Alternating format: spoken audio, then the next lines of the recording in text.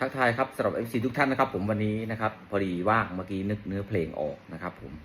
ก็นั่งคิดแป๊บเดียวนะครับผมพอดี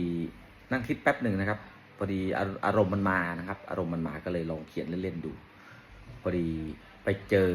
คนอกหักมานะครับก็เลยลองเขียนดูนะครับว่ามันจะเป็นยังไงลองฟังเล่นๆดูก่อนเนาะนะครับยังไม่เสร็จนะครับ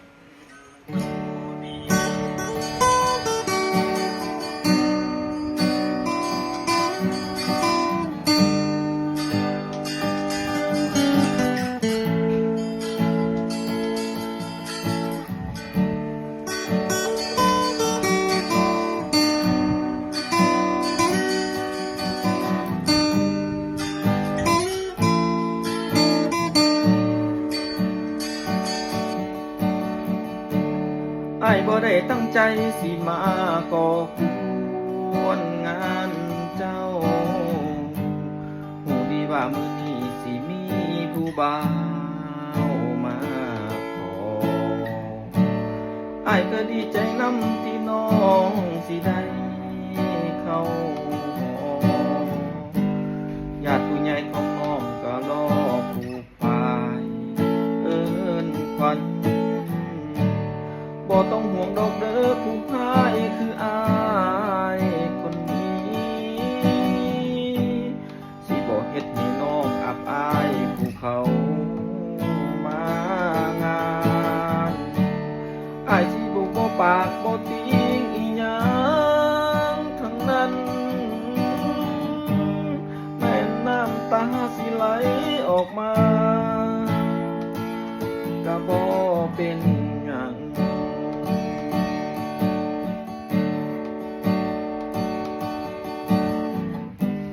แม้นจังคำเว้า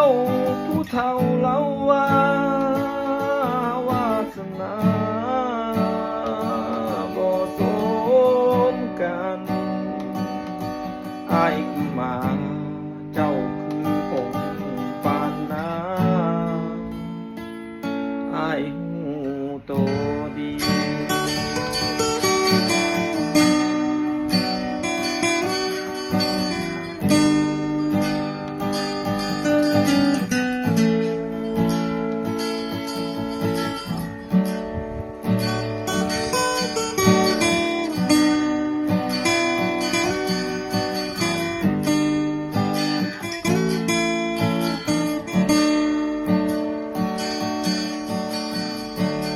บอกต้องห่วงดอกเด้อผู้ชายคืออ้า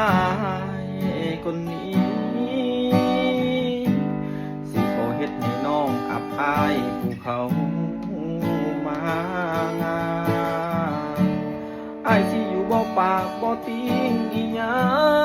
งทั้งนั้นแม่น้ำตาสิไหลออกมาก็บ่เป็นหยัง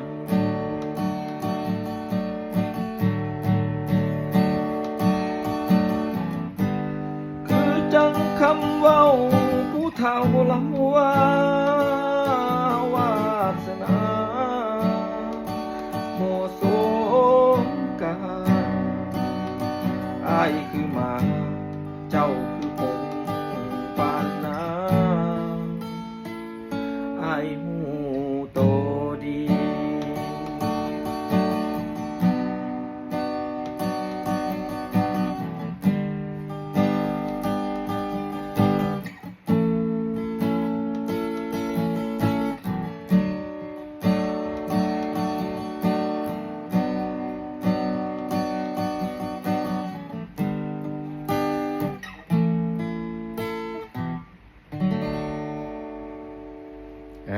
นะครับผมสำหรับเพลงก็มีอยู่แค่นี้นะครับเนื้อเพลง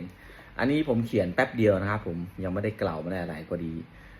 สมองมันเล่นเห็นเกี่ยวกับความรักอกหักอะไรประมาณนี้แล้วก็ผมก็เลยลองเขียนเล่นๆดูนะครับผมลองฟังดูนะครับก็ถือว่าโอเคนะผมคิดแป๊บเดียวนะครับแป๊บเดียวก็เสร็จแล้วเพลงมันไม่มีอะไรแล้วถ้าอารมณ์มันมานะครับผมกีตาร์มันก็พาไปนะครับผมนี่นะครับผมขอบคุณครับ